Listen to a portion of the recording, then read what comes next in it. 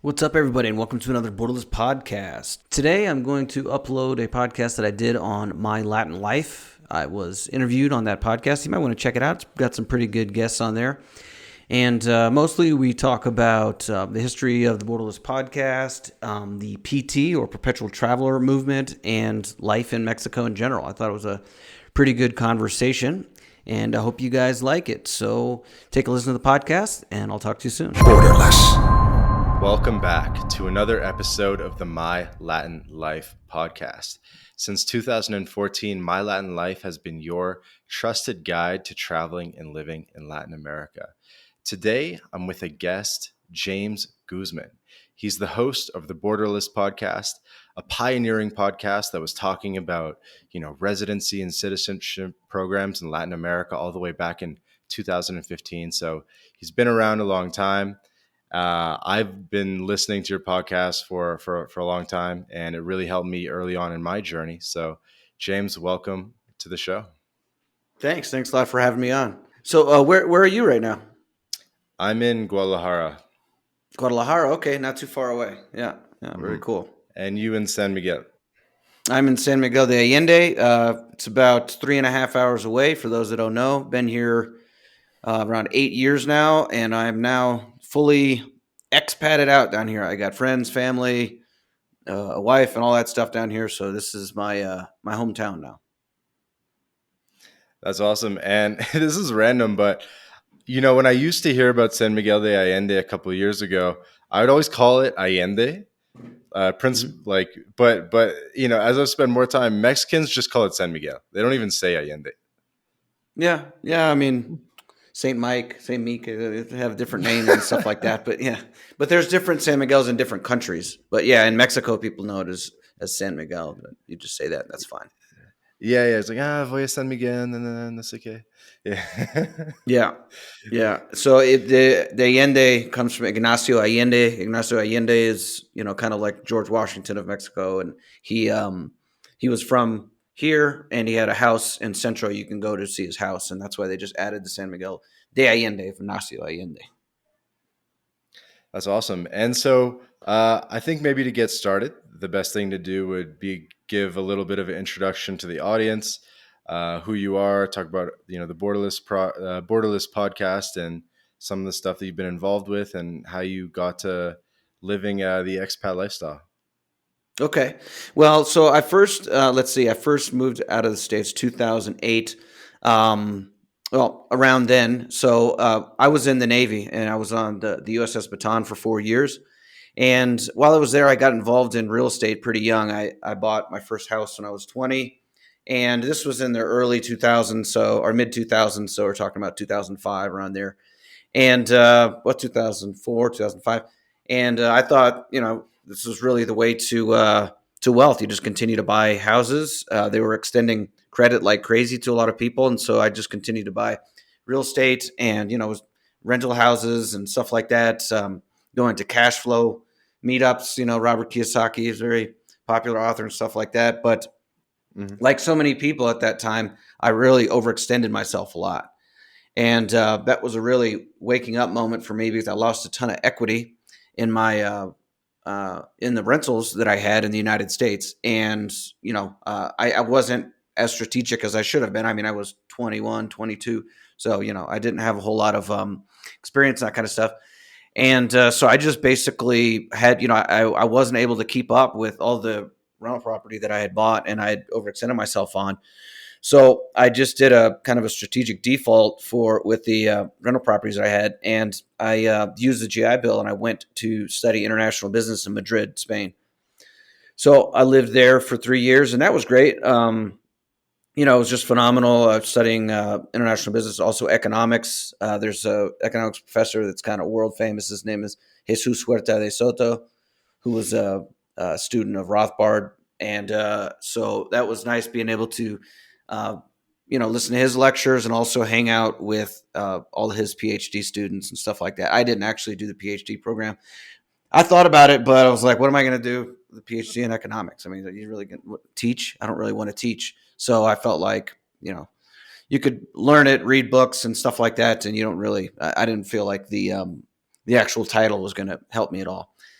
And then after that, I got a job as, but basically a commodities broker in Barbados. Peter Schiff is kind of a popular uh, financial analyst. He used to be on TV a lot, not so much anymore. Hmm. He's right now, I guess he's most known for being kind of a crypto bear, maybe the biggest Bitcoin bear. But I really learned a lot from him in 2008, learning about the Federal Reserve and the economy and stuff like that. So after I got out of college, I got a job with him, and I was one of the first handful of brokers that we started Euro Pacific Bank out of. It was actually out of St. Vincent, but we lived in Barbados, and then they since then have moved it to Puerto Rico.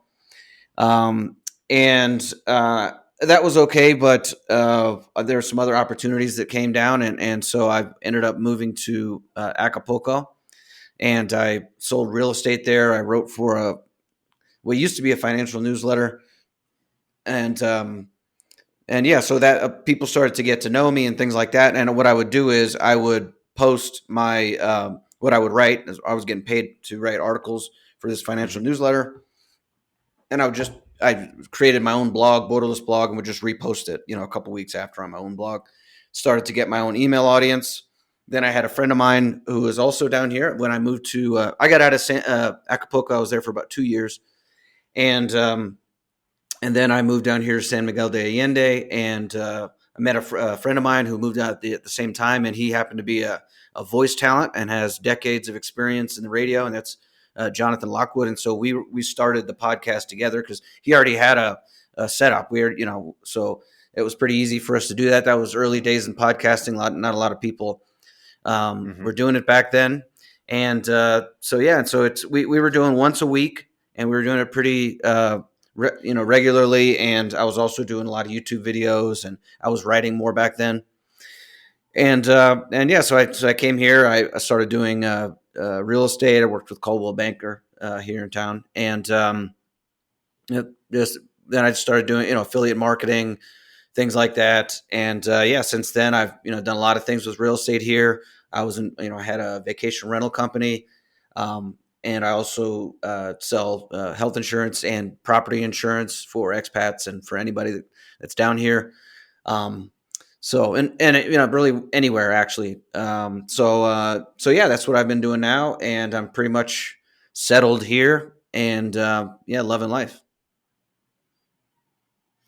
That's awesome, man, and thanks for that summary. There's so many little pieces there that I could use as like jumping off points, but we might as well start with the first one, which is that um, you said you studied in Spain under a professor that I wouldn't be able to recite the name, but you said that he learned from Rothbard, and so most people might not be familiar with who Rothbard is. So I assume you're talking about Murray Rothbard from the Austrian school, right? Yeah, yeah. Murray Rothbard, who was the direct student of Ludwig von Mises, and from the Mises Institute is what he was founded. And there's really only two students of Rothbard that are active at all, and it's Jesus Huerta de Soto is his name, and Hans Hermann Hoppe, who lives in Turkey. Those are the only two students. And yeah, so De Soto's is interesting. He also has a big insurance company, and he teaches. He's written several big books, on economics, and a lot of people come from all over the world to study with him there. And he started this program there at a public university. I mean, the guy is loaded. He drives around like a gold Bentley, so it's not like he does it for money, but he just enjoys teaching this program that he pretty much just created at a public university. Very cool. And I can sort of see a little bit of a, a sort of pathway in terms of how you went from sort of studying Austrian economics, which was much less known at the time, to maybe that introduced you a little bit to Peter Schiff, and maybe you applied to a job with him through that. Hmm. And then I could see also how that would have led you early into crypto because you were having crypto guests on your podcast in 2015. But Yeah. how did you like first hear about Peter Schiff, and how did that come about getting a job with him like Oh, 15 years ago?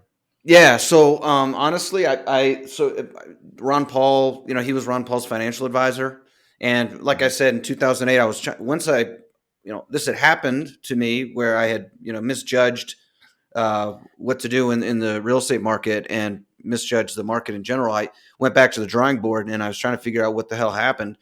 And that was at the same time Ron Paul had his presidential campaign, and Peter Schiff was talking about a lot of things. He was talking about the Federal Reserve and a lot of this stuff. And so I really, really dived into all that, how, the housing market and how it's, the business cycle and all that. And so that's when I just, I really listened to his stuff a lot, learned a lot from him. And when I got out of college, I said, I just want a job with him. So I called into his radio show.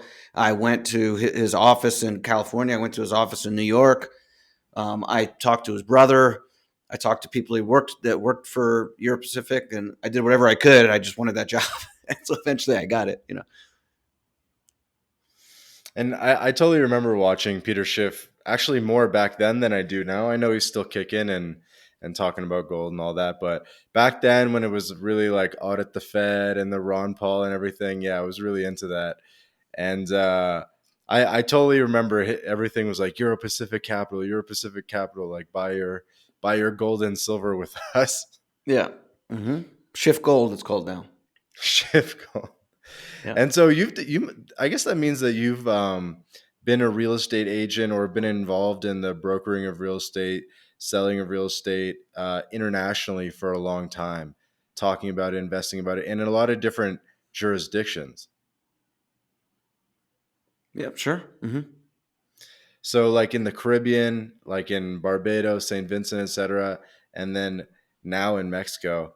And I think it's like a deadly combo when, because it's something I think about too, like with the My Latin Life podcast or platform we have, is that, maybe could be looking into doing something with real estate in Latin America in the future. What opportunities are you seeing? And yeah, talk to us a little bit about maybe what makes it different investing in Latin America and the Caribbean.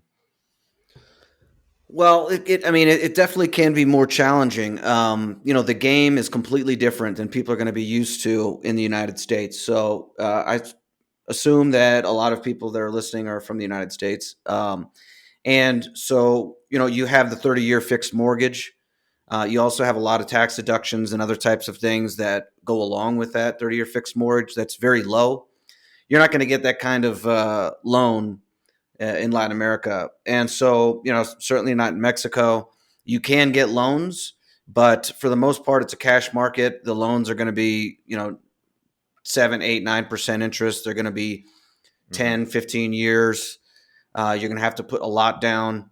So, the real estate market in the United States is very manipulated because of the fact that, it's not really rational for a bank to give just anybody a loan where they put down like 3% or 5%, and then they're paying 3% interest or whatever it is now, for 30 years. That's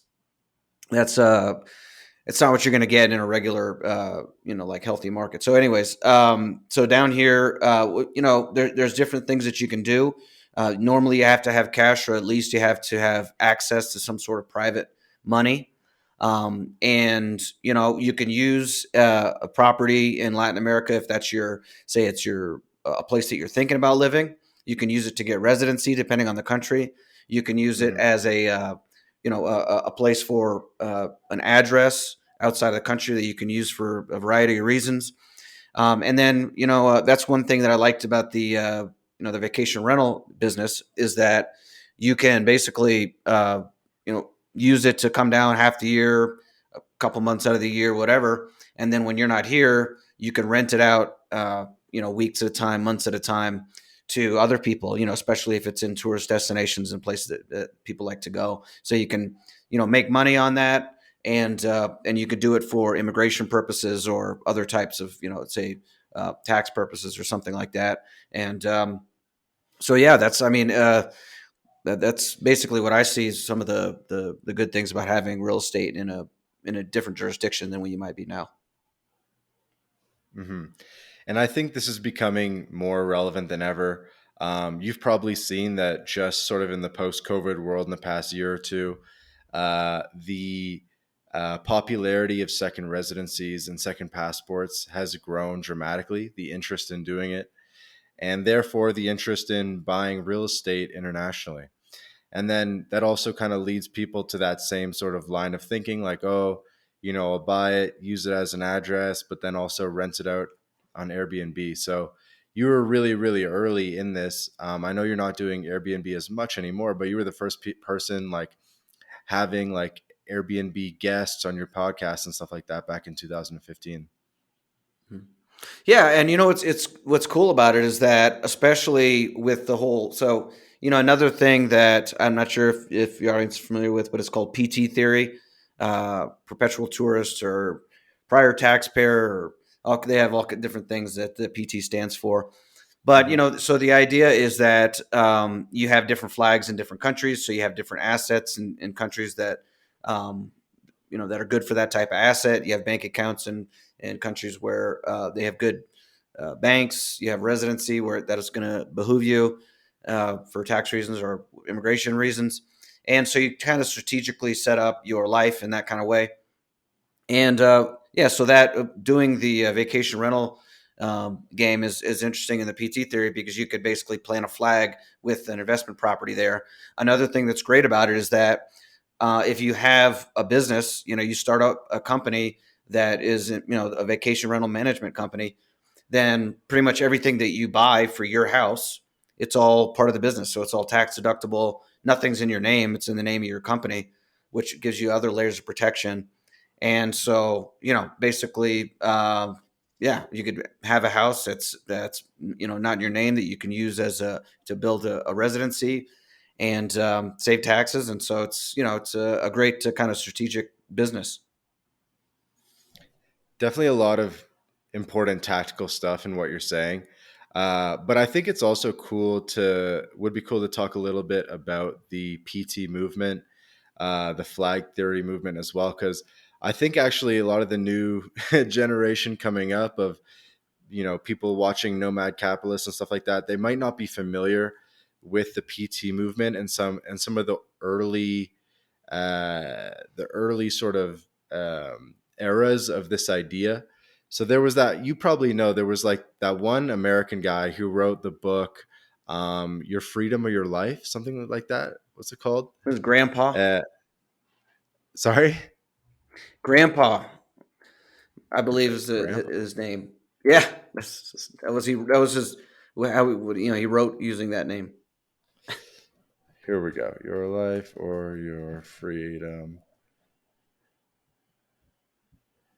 Anyway, I'll try to find the book, but maybe you could just Okay. talk to us a bit about what it was like in the early days with the PT movement.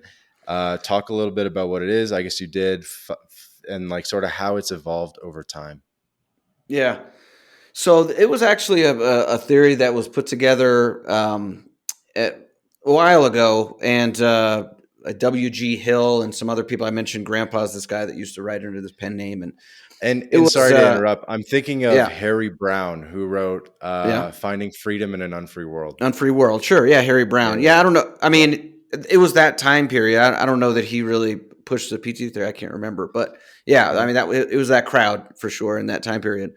Um, there's actually a book called PT, and it was a time when it was a lot easier to do a lot of this type of stuff, because they had bear share uh, corporations, and there's a lot. There wasn't as much technological surveillance and things like that. And basically the idea is that you would use the system is set up the way it is, and we know that a lot of companies pay very little tax. A lot of rich people pay very little tax. These laws are on the books, so why not utilize those tactics yourself? And so, like I said, you can strategically look at, and so again, the I should go back and say the flag is about boats. Okay, and at sea, different flags, different boats will have different flags depending on where they are, where they want to dock, and that kind of thing. And so you can have several flags that you use at a different time. And so that they were using that, and the original five flags was the business flag, passport or citizenship flag, the domicile, residency flag, assets, and then what they called playgrounds. And so you would have, you know, just to give you an example, you'd have your citizenship. See, this is one thing with Americans that you have to start with, because basically you're screwed from the beginning, because if you have an American citizenship, then you have to pay taxes everywhere in the world, or you have to file Hmm. taxes at least everywhere in the world. Um, Hmm.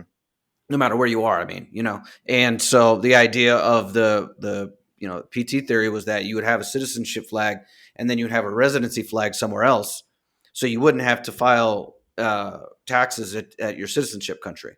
But if you're an American, you have to do that. So that's why a lot of people have ended up giving up their residence, their citizenships to the United States. And so the idea is you have your citizenship, you have your permanent residency in a zero income tax jurisdiction, and then you'd have a place where you do business, which you incorporate, and which has good business laws and that kind of thing. And then you would have where your assets, meaning like a bank jurisdiction where you like uh, the banks there. A lot of people use Singapore or some places in Seychelles or Uh-huh. whatever, things like that. And then the last one was playgrounds, and playgrounds is a place that is inexpensive and that you enjoy being. And there you're basically always a tourist. So you have no business there, you have no residency there, no nothing. You're just passing through all the time, and you spend time there, and it's inexpensive, and you like it, and hopefully it has little to no sales tax. And so that's kind of the original setup. Now, people have gone a lot into more online stuff where you would put your servers. So you'd have a server flag, you'd have, other things, where you have your email flag and, different things like that to get a lot more. Yeah. A friend of mine, Christoph Habermann, he's a German guy. He's gotten a lot more into, more complex into the flag theory and written about it. He's putting together more, PDFs and things like that about that. But another thing I would add is that it's in my the way I see it, it's gotten a lot harder. It's hard. It's harder to pretty much. There's no privacy in the financial system anymore. There's no privacy online that you can Hmm. really hide or keep your anonymity and stuff like that. It's very tough. I mean, you can. There are different things that you can do, but for the most part, it's just a lot. It's a lot harder than it used to be. Yeah, thanks. And that's a really great summary. And so, yeah, the general idea is to sort of diversify or internationalize your life into various jurisdictions such that no one jurisdiction has complete control over you. Mhm. Because, these situations happen over and over again, whether it be, Venezuela or more recently in the Ukraine or things like that, where if you're just 100% tied to a country for your income, your assets, your banking, everything like that. That's a rug that can be pulled away from you. Mhm. And I also wanted to sort of clarify what you said regarding sort of like the residency flag. Um, it's a bit confusing because yes, for Americans, it's going to be a strategy that's executed on differently, but it still applies. Just sort of diversifying. But I guess the general idea is you want to be a tax resident of a country where you do not earn your income. So, and you be a resident of a territorial tax country, ideally. So, you'd be a resident of in Latin America, that might be like Guatemala, Nicaragua, Panama, something like that. And you're a resident of that country, but you're going to earn your money somewhere else in the world. And since you're a resident of a territorial tax country, um, that sort of extra territorial income wouldn't need to be reported in many situations. And yeah. Yeah. And there's also a guy named Harry Schultz that popularized it. I think he originally came up with the idea. And yeah, it was Hmm. basically in the 80s and 90s. So yeah, so that's why I thought that the vacation rental business kind of aligned well with that type of thing. So yeah, when you hear it's not mentioned a lot, but like you said, when you hear nomad capitalist and a lot of global wealth protection and Bobby Casey and all these other type of people, that's basically what they're talking about is perpetual travel or Hmm. theory.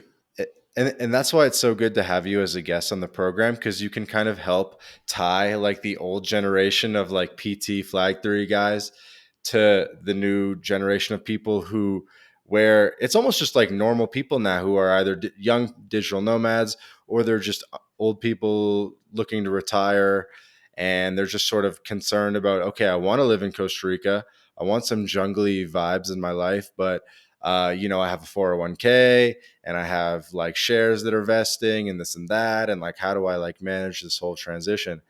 Um, so we said a couple names. I thought it'd be maybe useful to give people, because you're just such a probably an encyclopedia of this stuff. Like people that if people want to go back and read the history, that they could look up. So you mentioned that there's the PT Perpetual Traveler book, which was written by W.G. Hill, and Mhm. that's a classic. There's Freedom in an Unfree World by Harry Brown. That's a classic. Mhm. Harry D. Schultz, who wrote the Harry Schultz Investment Letter, and I know he had a couple books um, that talk about sort of PT concepts. You mentioned you have a friend, Christoph Haverman, something like that. Yeah, Haverman. Yeah, it's German. Okay. hmm Yeah, he's who most of who his stuff in German, but he does have English an English website as well. Tax free today. Yeah, I've had him on my podcast. Yeah. So Tax Free Today. Yeah. And then who are some of the other like OGs in the space that people could look up? Bobby Casey. I've had that was the global wealth protection guy I just mentioned. hmm Um, I used to so the financial newsletter that I said that I wrote for, it was the Dollar Vigilante, I and remember that. yeah. So I don't really recommend that, but I mean that's one of the ones that recommend that newsletter. But that's one of the ones that was originally into all this type of stuff. Obviously, Doug Casey, you know, um, and what was the Doug Casey? I forget the name of his. He had a publication that he. So I know you had the Casey report, but I think he also had another one.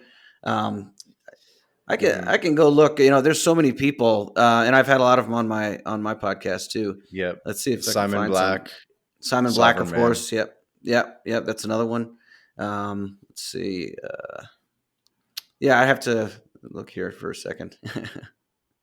So, I mean, those are some of the big ones, but yeah, I would say those are probably big. Another one that I say he didn't talk about PT, but Richard Mayberry was also one of the people that were in that kind of '90s libertarian camp. He's still hmm around, but he wrote a book called the Clippership Strategy. He actually wrote a whole series of books that were made to homeschool uh, children, and hmm he wrote one called the Clippership Strategy.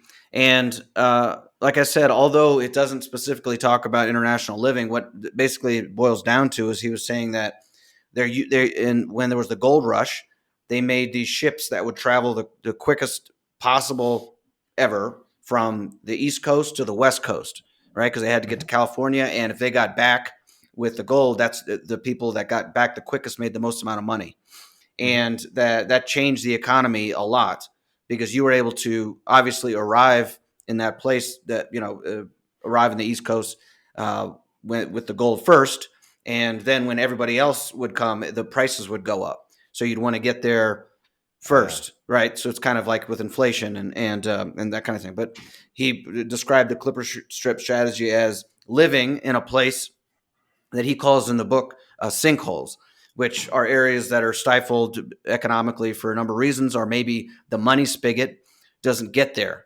right? So, obviously there are places where, understanding uh,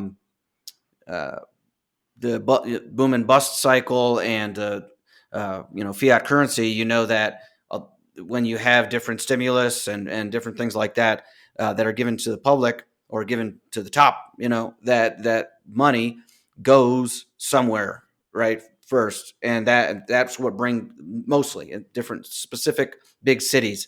You could say like mostly goes to New York or Los Angeles, something like that. Washington D.C. obviously, but the idea is that you would get under some spigot of money, and then you hmm would live in a place where that money doesn't normally arrive, so that the prices would be, you know, lower, stifled, and not, and you're not living in a place with high inflation, but you have access to that kind of money. So he was talking about doing newsletter subscriptions and stuff like that, that you would be able to do that and live in another place. But now you can do so many things online and use the same strategy. And so I think that has a lot to do with the PT as well. Right. So kind of like earn dollars, spend pesos. Yeah. Geo arbitrage. Oh, another one obviously is, Tim Ferriss. He wrote about geo arbitrage and that kind of thing. Um, Hmm. all even 4 hour work week. yeah, the four, or even the guy that wrote The Truth, Neil Strauss. He had a whole book about PT theory, I was going to ask you emergency, I about that believe. too. Yeah, Hmm. Emergency, the book that came out. I read that. He got St. Kitts citizenship. This would have been early on. This was definitely like a decade Hmm. ago. So well before Nomad Capitalist even came out. Hmm. Neil Strauss, who was like a rock music reporter and all that, he went and sort of looked into the five flag theory. You must have basically already been in the space by the time that book came out. Did you ever have any interaction with Neil Strauss or any of the other guys that we've mentioned? Oh yeah, a lot of them. I mean, I know him well. I no Neil Mhm. Strauss. No, I don't know anything. But yeah, sure. A lot of the other people I know him. For sure. And yeah, and another thing you were alluding to regarding the Clipper ship, and actually you mentioned ships before. And this is actually one of the analogies I use to sort of relate it to people. Is how like an extremely high percentage of boats or ships operating internationally are operating either under a Panamanian flag or a Liberian flag. And so you have something like 10% of the world's shipping fleet runs a Liberian flag. Obviously, the Liberia, the country in Africa. But these ships are never landing in Liberia. No one's like Liberian in the crew. It's not owned by Liberians really. It's basically a flag of convenience. So Liberia and Panama are the two most popular for shipping, which people take advantage of for the favorable sort of laws and incentives that those jurisdictions have for registering ships. And so what I'm getting at here, excuse me, is how you could actually think of your own life as if you were a ship, and and how you could register yourself theoretically in Panama or in Liberia or somewhere else where it's a favorable jurisdiction, and you're running around and doing different stuff, and you're just sort of using the most favorable jurisdiction available to you, right? Because the way it generally works or has worked for hundreds of years is just you're born in the Netherlands, cool, like everything you do is in the Netherlands. You're born in Canada, cool, everything you do is in Canada. And when you take that sort of higher level perspective, that eagle eye, you say, look, like this ship does not need to be registered in Canada. We can register this ship in Panama and save money on taxes and have greater access to the high seas, so to speak. Yeah. No, absolutely, and it just makes sense, and especially nowadays, it's so easy, and I think that setting up these types of things is easy. There's a lot of information online. Another thing I wanted to add is that another thing with ships is a lot of people talk about false flag, right? A false flag event. I think a lot of people have heard of that before. That is ships. They were pirate ships or other type of ships that would roll up the flag of another opposing country or fleet or whatever, and then they would attack somebody to make it think it was somebody else. So that's another kind of Right. thing with ships. But yeah, I think that and also it's just like Neil Strauss was talking about, emergency. That was the whole idea. Is he wasn't doing it necessarily for tax purpose, but he was doing it for in case of emergency, right? So that's another thing is that if you have, I think that we've seen that in the last 2 years that having a second residency, citizenship, home, whatever, is going to behoove you if anything happens. You never know what can happen in the coming years. We see a lot of things, economic degradation, supply chain problems, energy shocks, different types of crisis. If you have different options, then that's going to be very helpful coming down the road. Just to try to think, ahead to just have some different options for that type of stuff. Definitely. I think everyone agrees that having options and having multiple passports, residencies is net a good thing. Like there's very little downside to having multiple citizenships. The problem is it's almost, and maybe a couple of years ago, actually, even like Canadians or Europeans might have said, oh, I don't see the point. I already have the best passport. I think now, even largely, those people have kind of gotten over the hump and have said, okay, yeah, obviously multiple passports is a good thing, even if it's acquiring a quote unquote worse passport. So, maybe I have Canadian buddies that are entitled to Jamaican citizenship or whatever it is, Greek citizenship. And before they might have said, oh, you know what, like it's not really like gonna, make a impact on my life really. Like what's the point? Just another thing to worry about. Whereas I think now everyone's kind of like got, for the first time we've seen like travel restrictions in our lives, things like that. And so I think now people are starting to get like, yes, um like net, like all else being equal, it'd be better to have multiple citizenships. um and then the question really becomes, okay, cool, like everyone is down to have multiple passports, but now it becomes sort of like a question of effort, and like, is it easy to do? How much is it going to cost me? How much time do I have to spend on the ground? What are the physical presence requirements? How long is it going to take? Things like that. And so I think that's a lot of what we're focusing on in My Latin Life. And I think what a lot of the community can focus on is we don't really need to convince people anymore. We just need to find the countries that make the most sense for people's situations, and just make it like easy enough where it makes sense. Cause not everyone can spend, the 6 months plus a year needed to like be naturalization track, for example. Yeah. Well, it's a no-brainer if you haven't looked into it yet and you have some sort of heritage that you can trace back to somewhere like Italy or Ireland, Sephardic Jews out of Spain. There are other ones that if you can trace your heritage back, not too far back, then you can get a Lithuania is another one. Then you can get a citizenship pretty easily. So that's I would say that if anybody has anything like that, definitely look into that and get that right away. There's no reason why you shouldn't do that. Other than that, then you have you have to pay for it. Now, a lot of these programs are very expensive. Over $100,000 that you pretty much just have to donate. So, I Mm-hmm. mean, I don't know how many people have 100 grand lying around, but there are options. Also, recently they've been talking about cracking down on those because Joe Biden was saying that they're basically being used by Russian oligarchs, and so they need to shut them down, right? And so we'll see how those continue to go. But the United States government looks like they're going to be leaning on the countries that are offering those, and so we'll see. And so other than that, you just kind of have to go and wait. If you have a girlfriend or a spouse from another country, then you can go ahead and get married in another country or something like that. You can look into that, whatever their citizenship or heritage is. You might be able to do something like that. And also, having kids, people call it, birth tourism. I guess in the United States they Mm-hmm. call it anchor babies. But going somewhere to have a kid and then you automatically get residency there. Here in Mexico, you can do that. You can come down if you have a child here. You get the parents get permanent residency.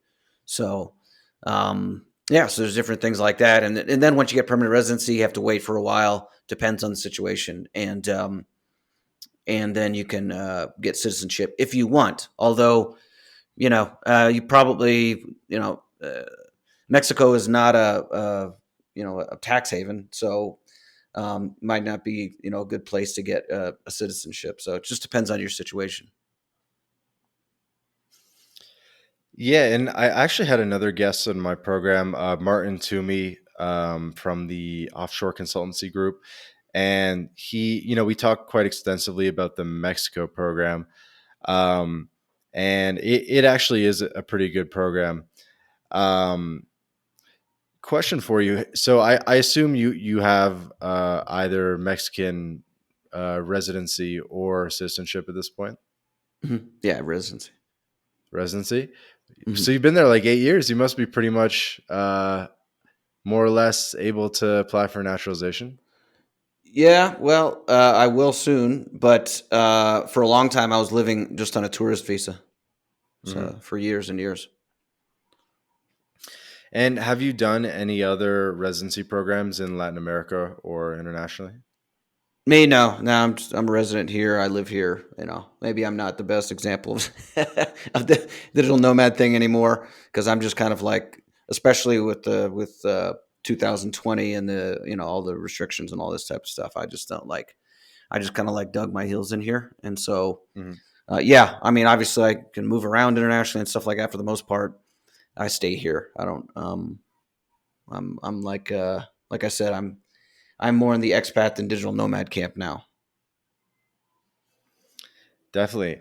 No, but and as I've mentioned, your podcast episodes early on were extremely pioneering. So you have episodes from 2015 about residency in Uruguay, in Paraguay, in an episode where you compare different Central American options. You have a Mhm. Panama episode. So you were really covering this stuff like really early on. And I remember before I even really like started my digital nomad journey. I was listening to these episodes, and it was helping me basically plan my future. And I'd say, like, is there anything here that makes sense? How can I sort of start getting the pieces aligned and uh, start preparing to potentially do some of this? And so I don't. It's tough because I never know how much to like say or give away, but um, I have quote unquote like looked into the Paraguay one. I've gone down there, Panama as well, Mexico as well. So I've been actively involved in a lot of these programs. In Paraguay, you had for the Paraguay episode, you interviewed this guy, Lonnie. What's his last name? Lonnie McRory, who was like kind of like the most active guy in the Paraguay for expats group. And I think it was pretty much the only like full length interview he'd ever given. I didn't realize that. I just did another one, uh, and because they're yeah, it's Paraguay. Barry Cooper from Never Get Busted.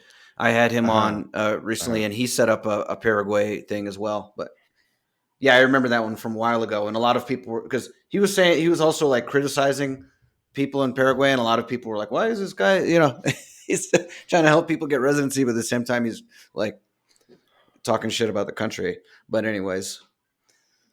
I noticed that recently when I was doing research for this episode, and I was like, "Wait, what?" And I looked at the website, and he had like a whole form for people that would maybe want help with the Paraguay residency, and I was like, "This is hilarious." Uh, Yeah. um, Yeah, we even did I one. We did one of the first ones was on renouncing. We did a whole episode on how you can renounce your United States citizenship with a guy who did it, Glenn Roberts, who's I believe he's Paraguay. Yeah, and he had no other citizenship, Yeah, and the he just famous renounced it. stateless guy. Yeah, the same. I don't think He it's was on. like, I was just looking at the feed, and they erase it after 100. They automatically erase your episodes. So I think that one's erased. I mean, I still have it in my archives, but it's not online anymore. yeah, and I'm looking at his Wikipedia, the man without a country.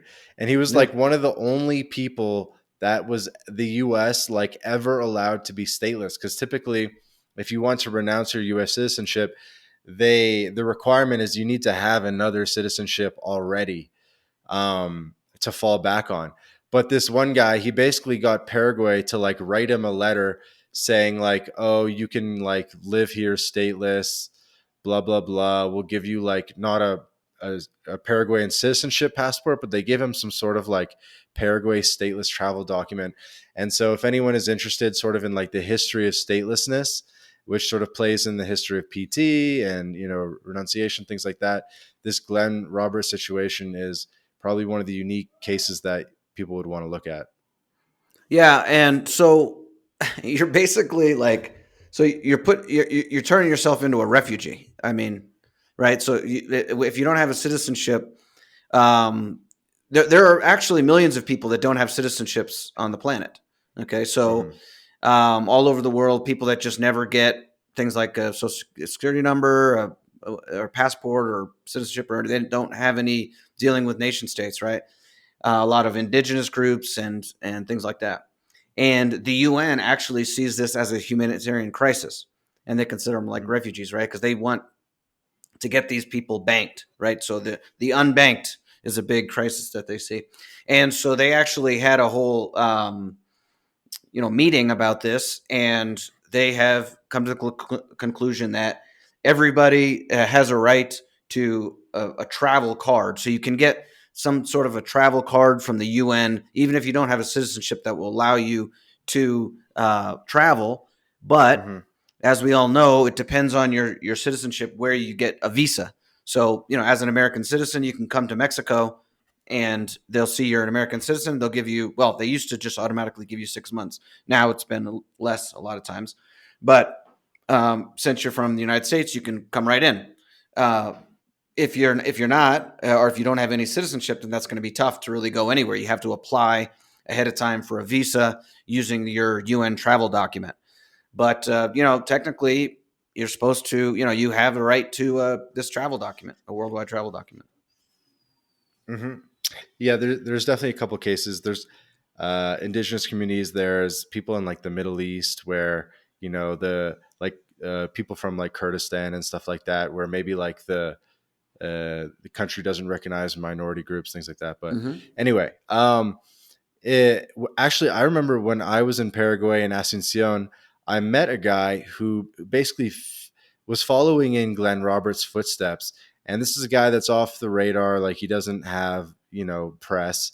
You wouldn't be able to look this up, but I met a guy that he gave up. He was in Paraguay. He gave up his U.S. citizenship prior to being accepted as a Paraguayan national, but he was living there and bought real estate there, and so he was stateless for like a year until his Paraguayan citizenship finally went through, and then he became Paraguayan, and which was quite a feat in of itself. It was like a double feat, the stateless thing, and then also the fact that getting the Paraguayan citizenship is actually pretty hard. It's easy to get the residency, but it's pretty tough to get the citizenship. Um, I imagine you, being in this for so long, you've seen lots of, anecdotally, you've seen lots of people from Western countries that have successfully gotten passports in Latin American countries. I'm guessing in Mexico and elsewhere. Yeah, sure. I mean, Mexico to a lesser extent, but yeah, I know people that have gotten them here and other places. Yeah, absolutely. Residencies and citizenship, and you see, different programs come and go. You see a lot of fraudulent stuff. So you got to be careful, and you got to jump on it if the government is offering some specific program. A lot of times they'll just do it for a short period of time or something like that. But yeah, there's a lot of people that come down here and do it. Yeah, I'm sure you've seen a lot of programs come and go over the years. What do you think is the future of these residency programs? Do you think that they're going to start going away? Do you think they'll just sort of up the requirements? Um, it's actually been, everything's changing around a little bit, but a lot of things have been pretty steady state for the past, say, decade or so. Rentista visas and pensionado visas and things like that. What do you see the future holds for Latin American residency programs? Well, that's a big question. Each country is obviously different. I would say that honestly, I think that over the next 10, 15 years or whatever, will probably be harder for Americans to get citizenships, permanent residencies, or even visas to a lot of countries. I think that we'll probably see, the United States not have the kind of the prominence that it's had in the past, and a lot of countries, they're not going to be giving the kind of white glove treatment to U.S. citizens as they have before. They might not even let them in at all. I think a lot of not everybody out, not all non U.S. people have animosity towards Americans, but a lot of them do. And so I think that, a lot of countries, so like for instance in Brazil, the United States government was started putting on more restrictions for Brazilians to go to the U.S. So Brazil just did the same exact thing to U.S. citizens, right? So you could see a lot of that type of stuff, tit for tat. And So yeah, I mean, we'll see. I think that the U.S. government is going to, they're going to be tightening. They're not, they're going to want people to, they're going to use the new technology and digital surveillance and all this type of stuff to stop uh, tax avoidance and people trying to use these types of things, strategies individually. And so, yeah, I think that you also have to look out for that. And, like I said before, all these different types of programs as far as bearer shares and, basically having private banking that no longer exists. So I think that's going to be probably, even more extreme in the future is probably, the way that they'll be able to see where you are, where you're spending your money, if, Hmm. what if you're receiving money, if you have some under the table business, they'll be able to see that if it's all digital. And so I think these are kind of the trends that we'll see. Yeah. And so, if you don't mind me asking, so you knew about all these residency programs early on, and some of them, like Paraguay, is like unbelievably easy, right? So I'm curious, like, is there any reason that you didn't do any of them? Yeah, I just didn't care. Honestly, I mean, I mean, no, I just was a tourist. You know what I mean? So I just did everything under the radar. And I mean, I didn't have a bank account for years. I mean, now I do, but I didn't have.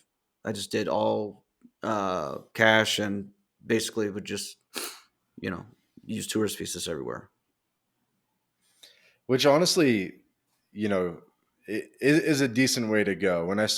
When you look at some of these residency visas, you start thinking, oh, like if I actually want to spend time here, maybe a tourist visa is better. I was just looking today at the Costa Rica residency program, and you have to pay in.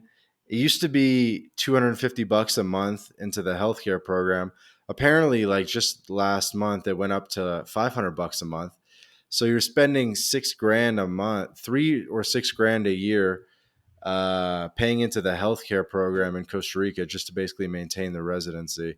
Some people like it if they actually live there full time and make use of the program, I guess. But if you just want to maintain the residency, it's not the best. So yeah, it's really like case by case. You got to kind of figure it out. But I honestly just find it extremely intellectually interesting. The Mhm. idea of like setting up all these bases, um, and just kind of like feeling like a James Bond kind of guy. You know what I mean? Yeah. Um, and so like over the years, have you like sort of personally helped a lot of people move to Latin Yeah. America? I'm sure you've like so what do you're sort of like they hear about you through your podcast or your writings, things like that, your email list. And then I guess you have a network of fixers and lawyers and real estate brokers in lots of Mhm. different countries, and you sort of like play the connector or middleman. Yeah, yeah. I mean, I was doing several different countries in the past, kind of concentrating on Chile, Colombia, Brazil, and Mexico. Those kind of were the big Hmm. ones. Hmm. Um, and Puerto Rico, for the Act 2022, which has now changed names. Hmm. But honestly, these days, I'm pretty concentrated on Mexico. I mean, I do strategy calls with people if they're moving internationally, no matter where they're moving. Hmm. But these days, I kind of concentrate on Mexico. I just think that as uh, it gets so populated, the podcast and you know expatriation kind of field these days. There's so many people doing it. I thought it's better just to concentrate on where I am. So that was my idea of niching down. Yeah, makes sense. Um, So yeah, so how do you do it in Mexico then? I'm pretty familiar with it. Obviously, I'm in Mexico. I may or may not have one of the residency visas. Um, so like what like do you have like sort of your own in-house team, or do you just sort of refer people to a lawyer, or if someone comes to you, like how do you proceed? Well, yeah. So I definitely, I've been in, if it's real estate, I mean, I can give people advice on real estate throughout the entire Mexico, and really Latin America is pretty much very similar. And if they're here, if they want to buy something in the area here where I am, then I can personally help them, or I have a kind of a network of people that I work with. That depends on the situation, depends on the client, what they're looking for. That we can set something up.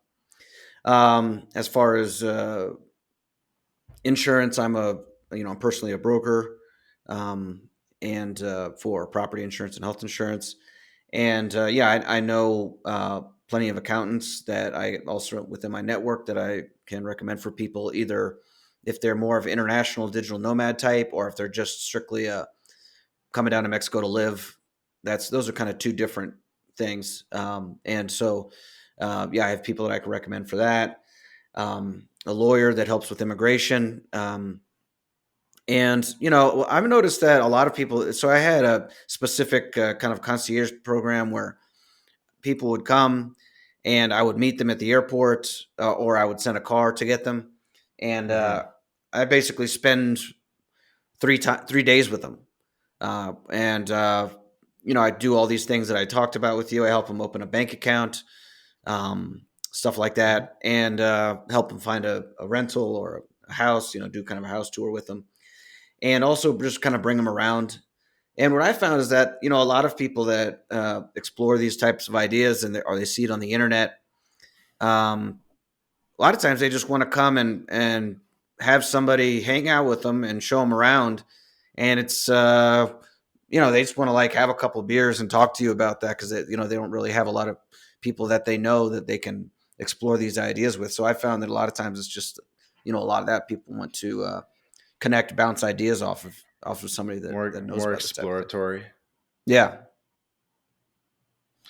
Hmm. And do you feel like the concierge thing is like a good model? Does it kind of work for you? If not in person, like online? Because yeah, I find a lot of people, they just they're not big planners, or they're not, they just want some, they're just in a position in their life where they'd rather someone do everything for them. And so I'm kind of getting into this more, putting together like a package, whether for a couple $1,000, and Mhm. help them plan their trips. And for some people it might, they have different purposes, but I found a lot of people it's kind of with a retirement spin, but different cases. Yeah, well, here's what I'd say is, don't let anybody, even myself, tell you what might be a good idea or not. I mean, there's all kinds of things that I've known friends of mine that have done things that I've thought were way too expensive or nobody's going to buy. But especially if you have some good videos or some marketing, whatever, it's people have been successful with things that I didn't think would get off the ground. So you have to, it's very creative, with a lot of the online stuff, whether it's maybe it's a Hmm. course, or maybe it's an in-person class, or maybe it's an online class, or maybe it's a PDF, or just try to think to how what people would want in that type of situation, your exact avatar of the person that's looking for that, how much they're willing to pay, and stuff like that. So it's kind of endless what you can come up with. No, for sure, for sure. All right, I have a couple pretty specific Mexico questions that'll hopefully be high value for the audience. So the first one would be around fideicomisos, which I'm sure you know is Mhm. like a trust vehicle that needs to be set up in Mexico if you want to buy real estate within 50 kilometers of the water, of the ocean, or within 100 kilometers of the border. And actually, one thing, and so that's kind of like the land restrictions in Mexico, is that foreigners cannot buy land within 50 kilometers of the ocean unless they set up this fideicomiso structure, which is my understanding. And then what's cool about, say, San Miguel, or buying land sort of somewhere in the center of the country, is that you don't need to set up the fideicomiso, which would have basically lower overhead costs and lower annual ongoing maintenance costs. Because in San Miguel, you could just buy in your own name. Correct. Yeah. So And do you have so, was there a question or? Well, that I guess is a big sort of pitch up, but yeah.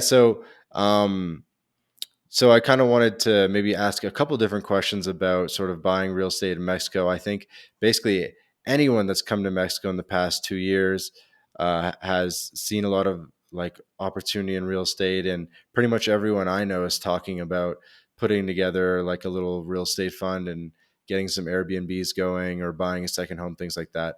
Um, I guess I was going to ask you about the fideicomisos, but then I kind of explained it. But Everything you said was correct. Yeah. everything I So. said was correct. But What honestly, are, I've set up a lot of these yeah. fideicomisos. It's not a big deal. It's just a trust. You have to go to a bank to set it up. It's I don't know, $700 or something like that, and 400 a year, and that's it. And you keep it. It's not technically a trust for tax purposes, but that's getting kind of in the weeds. But yeah, it's. I mean, it's fine. But yeah, actually, a lot of people have some idea about 100-year lease or something like that, and that's not true. You can come down here on a tourist visa, and you can here in San Miguel, you can buy a house in a week, and so yeah, no problem. You don't need to set up anything. So let's talk about real estate. I'm just gonna kind of it'll be a little bit bouncing around, but okay. So let's just say you did do a fideicomiso. $400 sounds pretty good. I thought it was more like 1,000 a year. So what if you then become a Mexican citizen a couple years down the line? I imagine it would be a bit of a headache to sort of unwind the fideicomiso and then put the property in your own name. Have you ever dealt with that? I haven't done that, and those were prices from a long time ago. I haven't set one up for a while. I used to set them up a lot when I lived in Acapulco, but Mhm. since I'm here, I haven't set up one in a long time. But so that you might be right. It might be closer to 1,000 by now. Probably is. And honestly, I don't have any experience bringing it back into somebody's name, but I don't see why it would be too big of a problem. You just get a lawyer to do it. I don't. Yeah. Fair enough. Yeah, just a little cost. I mean, Yeah. well, there could be like real estate taxes or something like that, fees. Well, I guess that's something to keep in mind. Here in Mexico, is that if you can say that your house is your primary residence, there's different ways that you can prove that, but you can only have one primary residence in Mexico, and then you do not have to pay the capital gains tax. Hmm. So And I think if foreigners buy real estate in Mexico, they would have to pay property gains tax. But once you become a temporary or permanent resident, I believe then that homeowners rule would apply, and it would be yeah, capital gains free. yep, yeah, because you can't say that's your permanent residence if you're not even a resident. Uh huh. And so we know, obviously, as citizens, you have greater ability to buy real estate, oceanfront and whatnot. Do you know of any differences between temporary and permanent residents? Do you know if there's any perks or benefits that a permanent resident would have that a temporary would not? Maybe around that capital gains things or other things that you've seen before? No, not at all. So it'd be the same. Yeah. Okay. And so how easy would it be for me to buy a property in San Miguel? So let's just say you pitch it up for me, say, hey Vance, like I have this 100K Casa Colonial in the center of San Miguel. Do you Well, you're want not it? getting And I you're not say getting one for that price in the center. round number, round Yeah. number. And then so I'm like, sick, I'm down. Like just tell me how to send the money. What does that process look like? How long is it going to take, etc.? Oh, if you couldn't come, is Well, that I what you're mean, I'll saying? If come you if weren't I able to have. come? I'll come if I have to, I guess. But yeah, just like tell. So let's just say I want to buy some in San Miguel. I got the money in the States or Canada. What happens then? Okay. Well, I mean, yeah, if you didn't want to come, then we'd have to get a power of attorney, which is easy enough. And there's ways that can be done from afar, even if you're in the States. And then once you have a power of attorney, then your agent could set, so if that would, if I was here helping you, then I could do the whole process with the lawyer, get it signed. And yeah, you set up an escrow, and that's you put a deposit, and then they have the closing, and then then the full amount is deposited, and then that's it. I mean, that can be, it depends on who the seller is. If you had the money in the US, you can, and they have a US account, you can just send it right, wire it through the US. A lot of even Mexicans have U.S. accounts, and they like to be paid directly in the U.S. rather than here or in another country. It doesn't matter. And so, yeah, it just depends on the situation, where the money is, who's paying, and what the seller wants to do. But yeah, it's pretty easy. Okay. For people that are interested, maybe they don't know about how things work here. I mean, it's very similar to the U.S. You have Coldwell Banker and Remax and Sotheby's and all these big companies, and they operate here just very similar to how they do in every other country. And so yeah, it's pretty straightforward. Maybe some things that are a little bit different, but for the most part, it's very similar. Like, for instance, that one thing that's different is they have to sit there and read to you the closing documents. The lawyer has to read out loud, and you have to sit there and they read the whole contract, which is kind of annoying. They don't do that in the U.S. You just sign, a big stack of papers, but that's part of the law here. So, and you have to sign it exactly like your signature is. Like, they're very particular about your signature, that it has to look like your regular signature. So, Mm-hmm. And is it like relatively easy to get the money transferred down? Do you have issues where, like, Wells Fargo doesn't want to release the money to Mexico?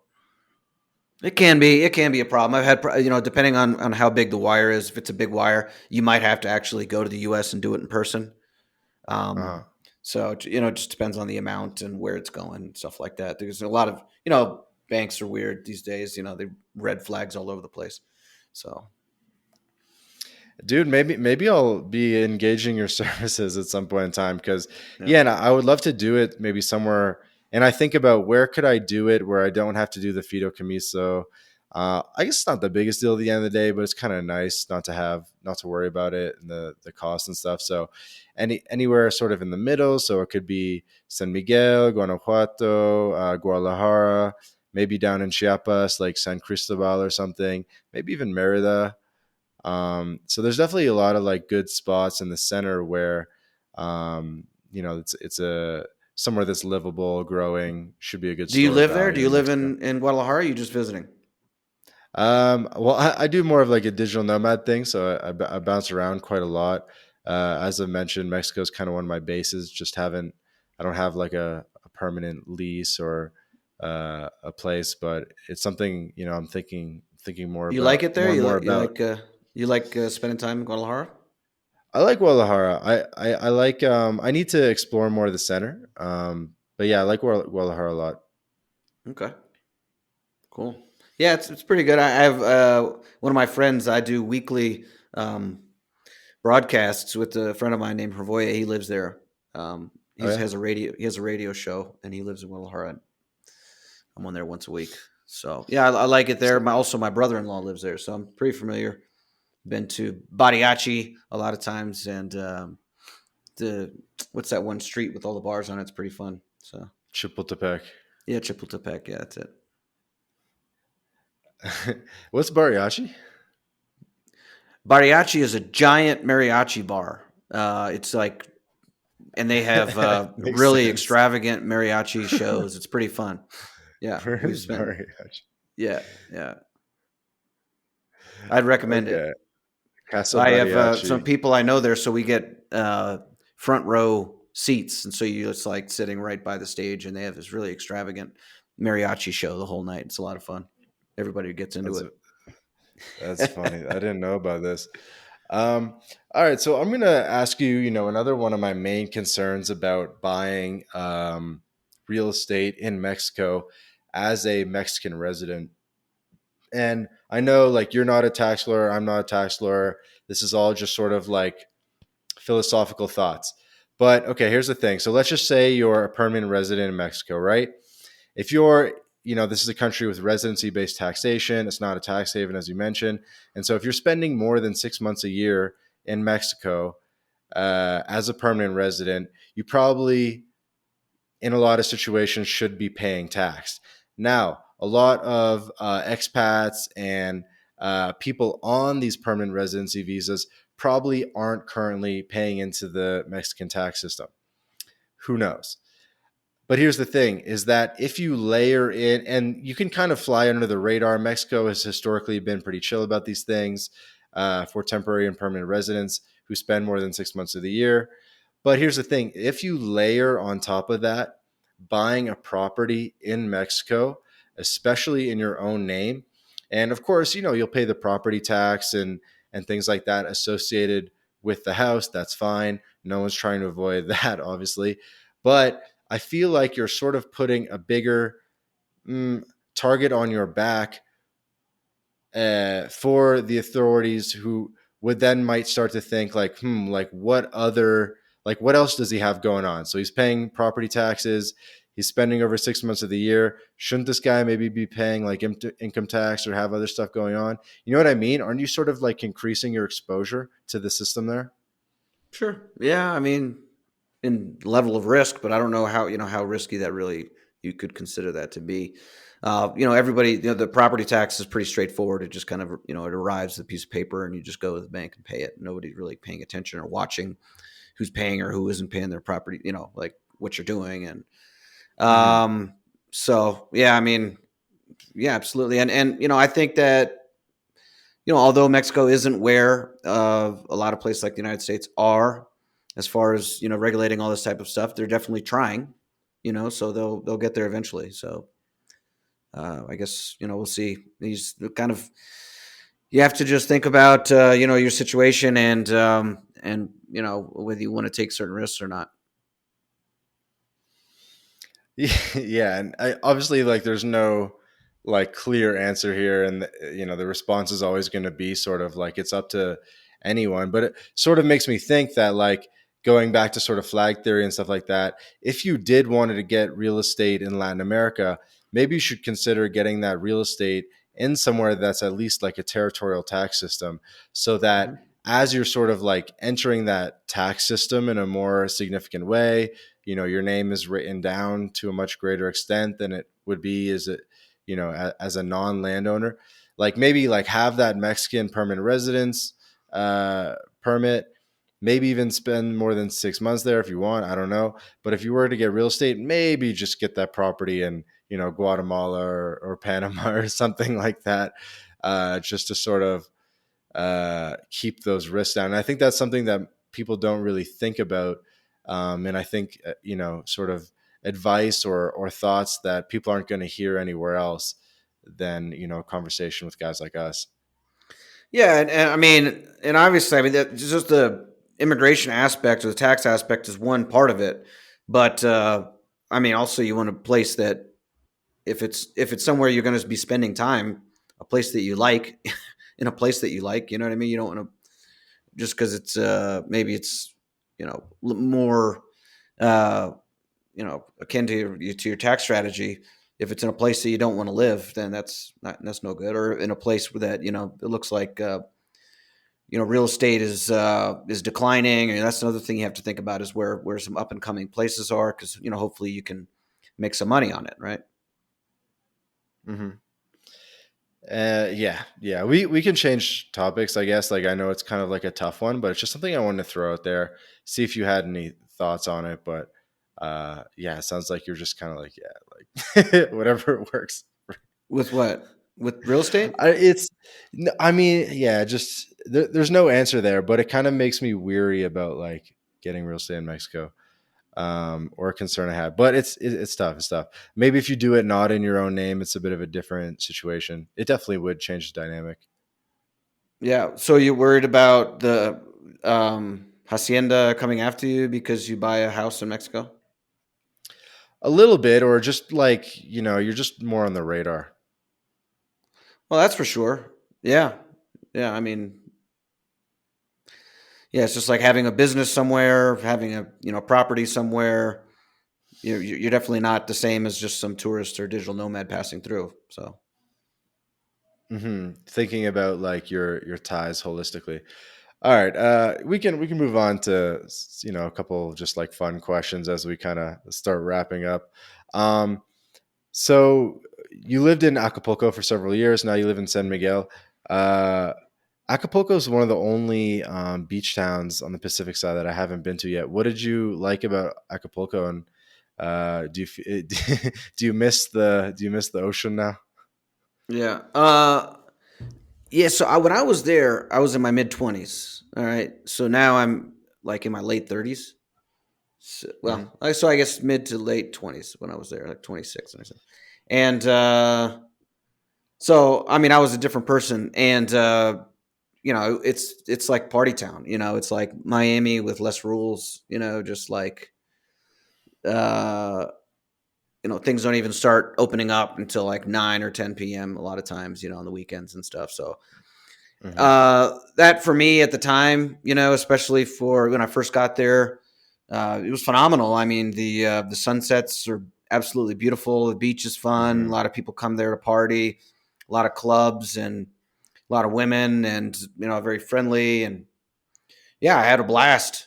For a while, but then uh, after a few, I was living in a hotel there that was right on the beach on the 30th floor in the middle of the bay. You could just see amazing, amazing sunsets. Something I've never seen before, like just purples and blues that would like, the whole room would turn colors. And Yeah. and yeah, I mean, at the time for me, I was having a lot of fun, but after a couple years, I just a year and a half. I just kind of got the idea. I was like, this is not like a good lifestyle. Like what I mean. I wasn't it wasn't a good foundation. I wasn't going to be staying there, and so that was Hmm. when I moved down to San Miguel. So, but yeah, but no, I Also a mean decent Acapulco's party town. cool. I mean, I don't really like it too much. I think there's better ones. A lot of people go to Puerto Vallarta. A lot of people go to places around Cancun. Playa del Carmen is a popular place for beaches. Puerto Escondido, it's cool. I like Sayulita. We usually go to Sayulita actually, um, and Hmm. so yeah, I think there's better options. But another thing about you said that I missed the beach.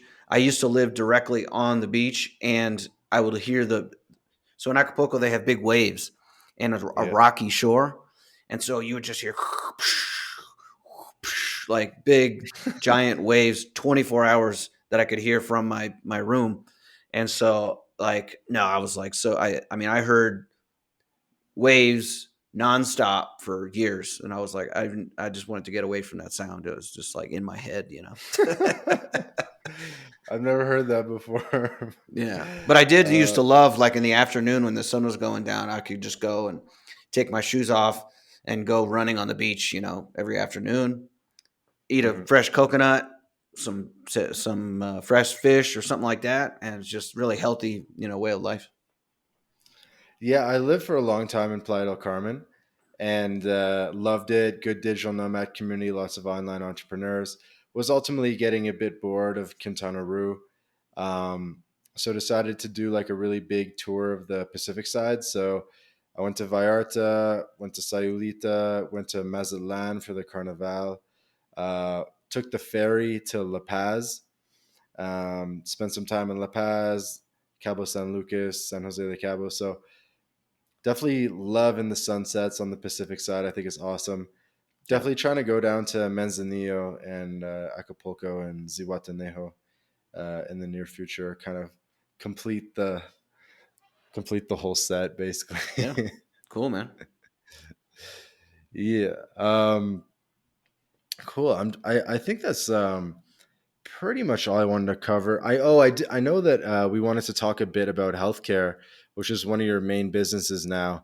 and it's really smart, man. This is something that I thought of a lot, which is like, as the percentage of people working online grows, amount of digital nomads grows, people are going to be, and it's like, what services can we provide to this increasingly large group of remote workers? And healthcare is one of the biggest ones. And so you have companies like Safety Wing, Nomad Insurance, something like that. So yeah, tell us a little bit about the healthcare business that you started and some of the healthcare concerns that expats and digital nomads should be aware of. Okay. So first of all, there's two things that people need to know. There's long term, short term policies. Okay, so short term, uh, it also is like emergency. You can call it emergency insurance, and that's for usually a year or 6 months, something like that, or less. Just for one trip, and it covers you for emergencies or things that happen to you. Maybe it also covers a lot of times if you miss your flight or lose your luggage and things like that. These are not made to be lived on. That's what I think a lot of people don't understand, is that they think you're just going to be on this travel insurance forever. But the problem is that Mhm. every time that you renew your travel insurance, which you have to, then everything that happened to you prior to that renewal is considered a pre-existing condition. So the whole idea with long-term insurance is that you buy it when you're healthy and you don't have any problems, and then as long as you keep paying your premium with that company, then you are covered for anything that happens, right? So they have to cover you for the rest of your life for any condition that comes up that happens to you. So if you do not have long term coverage, and say you get into something that really screws up your leg and you need like therapy for years and years, that's never going to be covered. There are conditions that you can get, several conditions. Say that you got AIDS or something, you're never going to be able to get insurance again. Okay, ever. So that's why it's when you come down, it's good. You have some emergency insurance in case you get into an accident or something like that. Because a lot of people think everything's cheap in Latin America, and it's true. A lot of things are. You can come down here and do medical tourism, and get your teeth cleaned, get a checkup, get Yeah. things like that. But they do have a very robust private and public, parallel system. So you can go to somebody, as long as you have a CURP, which means like if you have a residency, then you can go to a public hospital and they're going to treat you. But I mean, I wouldn't recommend it. You know what I mean? I usually recommend people like go, if you plan on that being what you're planning on doing, go sit in a hospital and see what the place is like. Because I'm telling you, when you see it, you're not going to think this is the place you need to get surgery or, gets, whatever. We just kind of consider like a MASH unit that, man, maybe if you just need some stitches or something. But the thing is that here in Mexico, they have an amazing private care system. So they have amazing private hospitals, state of the art, and all that kind of stuff. But that can get expensive very quickly. Like I said, a lot of people think everything is cheap, but if a lot of times if you have a heart attack, it can get over 100 grand within a few days very quickly. Or you get, we had someone that got emphysema. It was like 70 grand within 4 days. Things like that can get very expensive very quickly. Um, and it's great care, but they want to get paid. See, the thing is that the private hospitals, um, if you can't pay, they'll basically just kick you out on the street. So, in the U.S., you can go to any hospital and they'll just hand you an astronomical bill. Well, that's not the case here. Here, you have to show that you can pay, and if you can't pay, then they just kick you out. So, if that's why it's good to have, if you have your card, if you have some sort of coverage, you show it to the hospital if anything happens, and they're going to pay it directly to the hospital, so you're not going to get kicked out. Also, if anything that's going to cost a lot of money, say that you need to go back to the hospital for cancer treatments or something like that, then that's going to get very expensive. And then it's basically, somebody relatively young, you can get it for I don't know, 1 or 2 grand a year, and then that's going to be long term coverage. That's going to be global and is going to follow you anywhere in the world. And then that That's you're just good. going to have coverage for the rest of your life as long as you continue to pay that premium. Global is definitely good because these, American plans that don't extend south of the border, that's Yeah. definitely not ideal. Yeah, and they have them that will cover you in the U.S. Or not. It depends. If you don't need any U.S. coverage, there are less expensive plans, but a lot of them will go anywhere. So, say you're in Mexico, but 10 years you decide you want to go to Spain, you can use the same policy. And the 10 years after that, maybe you want to spend some more time in the U.S. or you want to go to Argentina, whatever. Then you can have one long-term policy that's going to cover you in all those places. Nice. And so, are you a broker for a different company, or you started your own company doing this? I'm a broker for a larger MGA. Okay. Yeah. And you work specifically with expats and foreigners. It mostly just can't be U.S. residents. Okay. Yeah, I just because every company I work with is not Affordable Care Act compliant. So if you're a U.S. resident, you have to buy it within the Affordable Care Act plans, Gotcha. which are like drastically more expensive. Gotcha.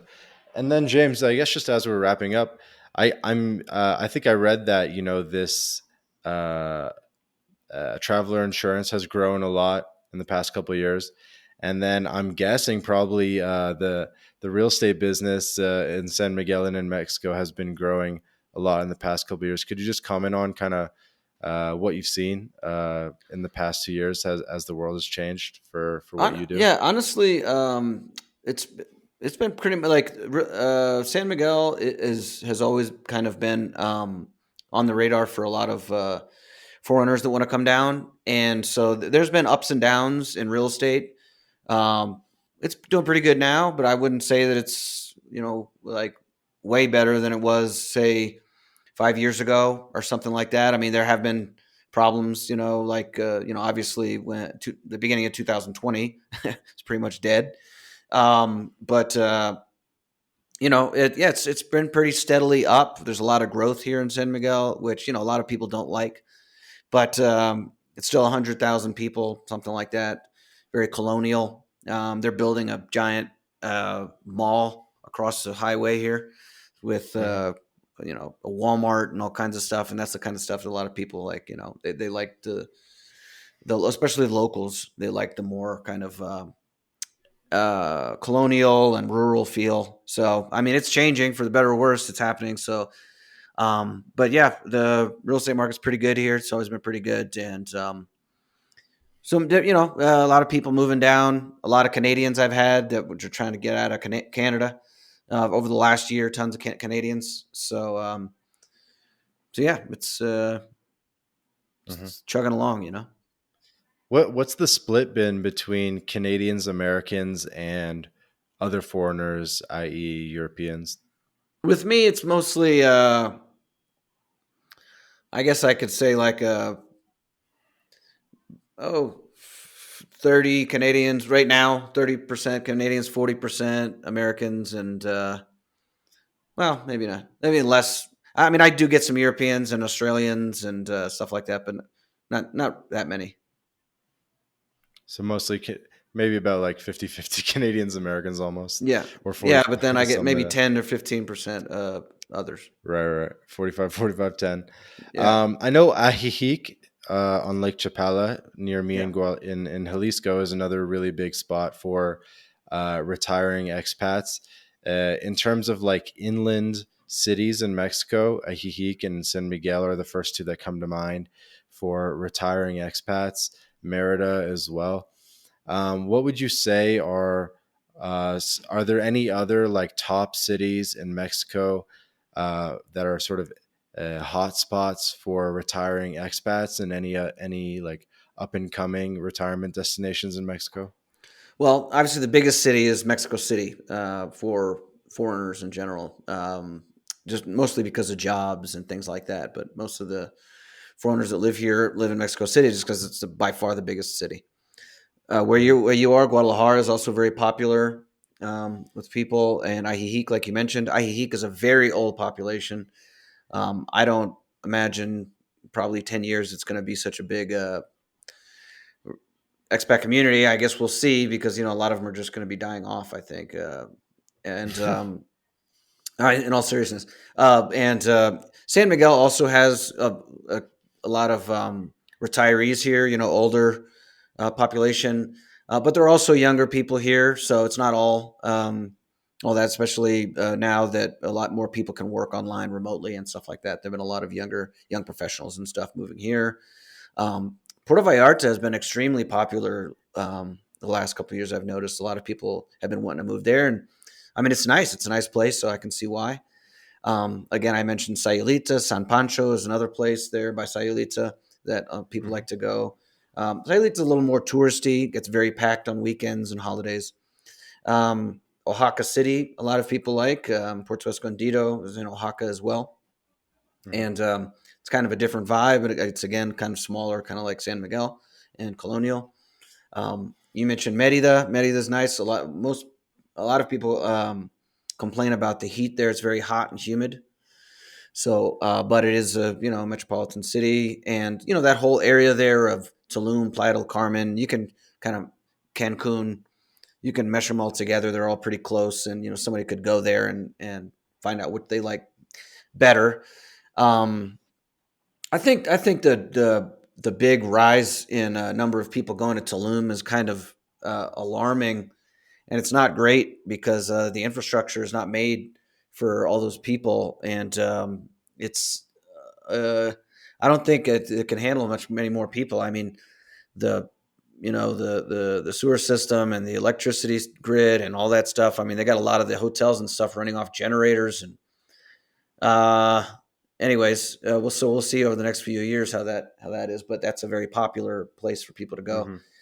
Mm-hmm. And yeah, here in I would consider San Miguel de Allende. Guanajuato is very close. Guanajuato is the capital of the state, Guanajuato, which is San Miguel is Mm-hmm. located in. And also within about 45 minutes to an hour away is Queretaro. Queretaro is a larger city. A lot of expats have liked that place. They've been moving there lately. I'm not a big Mm-hmm. fan of Querétaro. I mean, I go there if there's something I need there because it's a much bigger city. They've been a Mm-hmm. lot more strict and compliant with the COVID measures. So yeah, still like 90% of people running around in Querétaro with masks on and stuff. So you don't really see that here. So yeah, so yeah, I would say that that's a rundown of a lot of the big options, unless I'm missing some. But yeah, I think those are a lot of the ones that people go to. Yep, that about echoes my thoughts on it. That's awesome. Yeah, I'm gonna have to get out there. I hear about San Miguel a lot. I hear everyone from Leon and the surrounding region, they come into San Miguel to party on weekends as well. Yeah, yeah, for sure. um, awesome. Well, James, man, you've been super generous with your time. We basically just hit like the 90-minute mark. Um, so we'll get to closing out. So before we go, do you have any uh, announcements or things you want to promote, share with the audience? Yeah, not really any announcements, but I do have a link, and that's my name, James Guzman .com. And there that has a link to the borderless health insurance, borderless blog, my YouTube channel, and you can also schedule if you did want to schedule some sort of a consultation or something. You can do it directly from that link, and so it kind of has all my stuff there. Whatever you're looking for is just jamesguzman.com. Awesome, man. And yeah, just wanted to thank you again for, everything you've given to the community. Like I said, your podcast was early on helping me to put me on the trajectory that I am on today. Help sort of, it was like your podcast and like Travel with the Boss by Johnny FD and the Travel like a Tropical boss, yeah. MBA.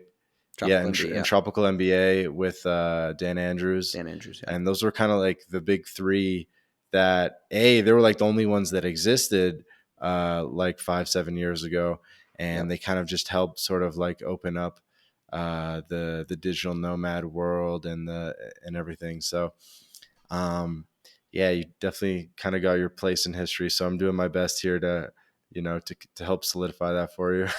Cool, man. I appreciate that. I'm glad that helped you. Awesome. So again, my guest today has been James Guzman of the Borderless podcast, jamesguzman.com. Another episode of the My Latin Life podcast. James, thanks for joining me, man.